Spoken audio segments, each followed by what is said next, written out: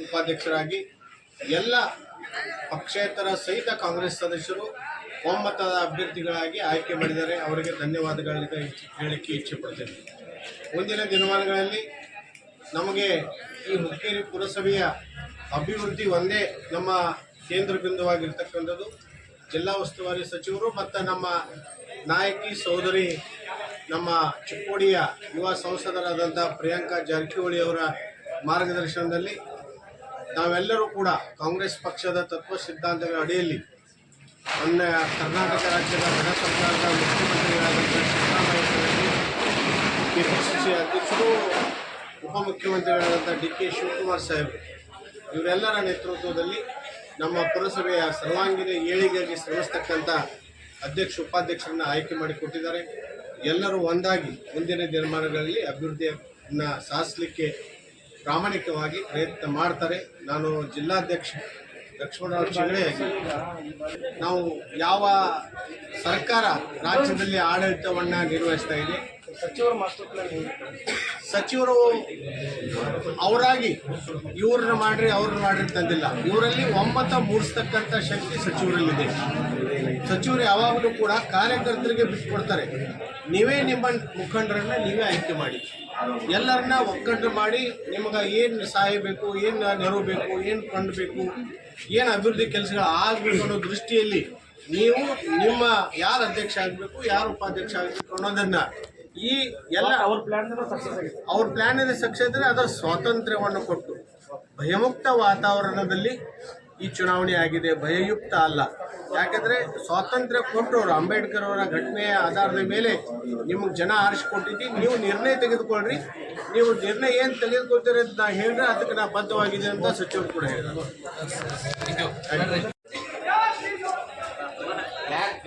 ಕಾಂಗ್ರೆಸ್ ಪಕ್ಷಕ್ಕೆ ಸತೀಶ್ ಅಣ್ಣ ಜಾರಕಿಹೊಳಿ ಅವರಿಗೆ, ಜಾರಕಿಹೊಳಿ ಅವರಿಗೆ, ಇಮ್ರಾನ್ ಮೊಮಿನ್ ಅವರಿಗೆ,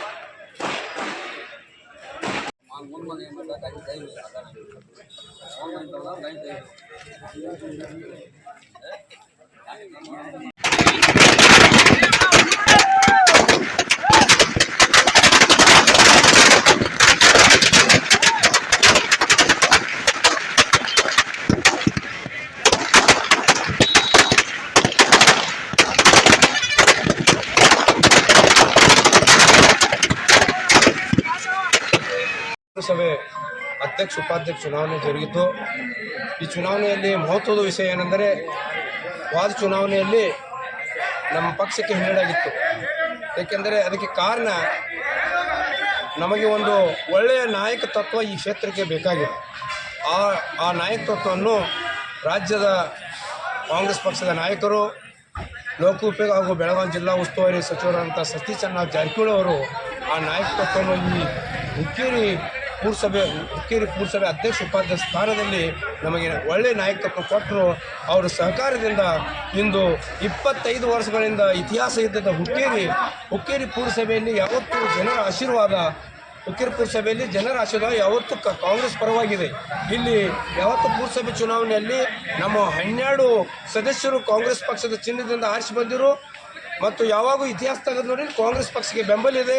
ಮುಂಬರುವ ದಿವಸದಲ್ಲಿ ಇದೇ ಪ್ರಕಾರ 2025ರಲ್ಲಿ ಮತ್ತೆ ಭೂಸಭೆ ಚುನಾವಣೆ ಇದೆ. ಹುಕ್ಕೀರಿನಲ್ಲಿ ನಾವು ವಾರ್ಡ್ ಚುನಾವಣೆಯಲ್ಲಿ 12 ಸೀಟು ಬಂದವು. ಸತೀಶ್ ಅಣ್ಣ ಜಾರಕಿಹೊಳಿ ಅವರು ನಮಗೆ ಬೆಂಬಲ ಮಾಡಿದರೆ ಮುಂಬರುವ ಚುನಾವಣೆಯಲ್ಲಿ 20 ಸೀಟು ಇಲ್ಲಿ ಕಾಂಗ್ರೆಸ್ ಪಕ್ಷದ ಬಾವುಟ ಅವರು ಖಚಿತ. ಈಗ ಸಂಕೇಶ್ವರದ ನಾಳೆ ಪುರಸಭೆ ಚುನಾವಣೆ, ಸಂಕೇಶ್ವರ ಚುನಾವಣೆ ಕೂಡ ನಾಳೆ ಇದೆ. ಅದು ಕೂಡ ನಮ್ಮ ಕಾಂಗ್ರೆಸ್ ಪಕ್ಷದ ಸತತ ಪ್ರಯತ್ನ ಇದೆ. ಅದು ಕಾಂಗ್ರೆಸ್ ಪಕ್ಷದ ತೆಕ್ಕೆಗೆ ತೋದು ನಾವು ಪ್ರಯತ್ನ ಮಾಡ್ತೇವೆ.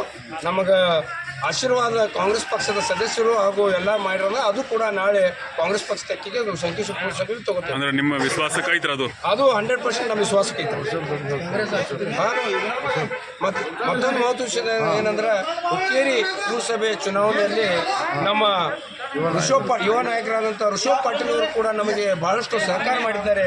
ಅವ್ರಿಗೂ ಕೂಡ ನಮ್ಮ ಕಾಂಗ್ರೆಸ್ ಪಕ್ಷದಿಂದ ಅವ್ರಿಗೆ ನಮ್ಮ ಆತ್ಮೀಯದಿಂದ ಏನಾಗಿತ್ತಾರೆ ನಮ್ಮ ಕೆಲಸವ್ರು ಕರೆಕ್ಟ್ ಇರೋದು ಎಲ್ಲದಂತ ಕಳ್ಕೊಂಡಿದ್ವಿ.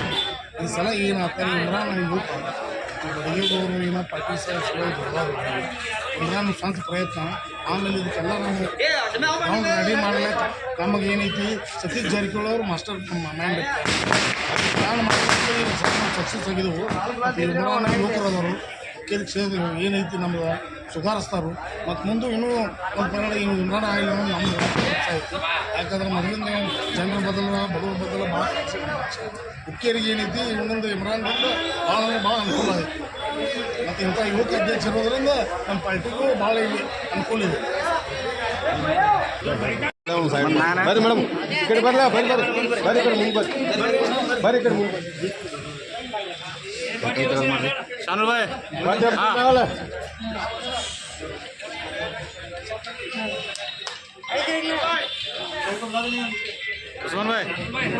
ಉಸ್ಮಾನ್ ಭಾಯ್ ಕಾಂಗ್ರೆಸ್ ಪಕ್ಷಕ್ಕೆ ಸತೀಶ್ ಅಣ್ಣ ಜಾರಕಿಹೊಳಿ ಅವರಿಗೆ, ಪ್ರಿಯಾಂಕಾ ಜಾರಕಿಹೊಳಿ ಅವರಿಗೆ.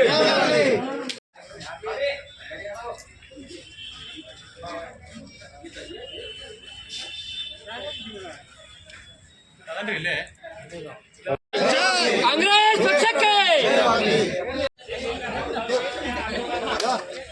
ನಮ್ಮ ಪಕ್ಷದ ಕಾಂಗ್ರೆಸ್ ಪಕ್ಷದ ನಮ್ಮ ಸದಸ್ಯರು ನನಗೆ ಬೆಂಬಲ ನೀಡಿದ್ದಕ್ಕೆ ಅವರು ಹೃದಯಪೂರ್ವಕ ಧನ್ಯವಾದಗಳನ್ನು ಹೇಳುತ್ತೇನೆ. ಹಾಗೂ ಪಕ್ಷೇತರ ಮೂರು ಪಕ್ಷೇತರ ಈ ಸಲ ನಮಗೆ ಬೆಂಬಲ ನೀಡಿದ್ದಕ್ಕೆ ಅವ್ರಿಗೂ ಹೃದಯಪೂರ್ವಕ ಧನ್ಯವಾದಗಳನ್ನು ಹೇಳ್ತೇನೆ. ಹಾಗೂ ಹುಕ್ಕೇರಿ ಜನರಿಗೂ ನಾನು ಹೃದಯಪೂರ್ವಕ ಧನ್ಯವಾದಗಳನ್ನು ಹೇಳ್ತೇನೆ. ಮುಂಬರುವ ದಿನದಲ್ಲಿ ಅಭಿವೃದ್ಧಿಯನ್ನು ಮಾಡ್ತೀವಿ ಅನ್ನೋದು ನಾನು ವಿಶ್ವಾಸ ಅನ್ನೋದು ಕೊಡುತ್ತೇನೆ. ಸತೀಶ್ ಜಾರಕಿಹೊಳಿ ನಮಗೆ ಬೆಂಬಲ ಅದಾರೆ.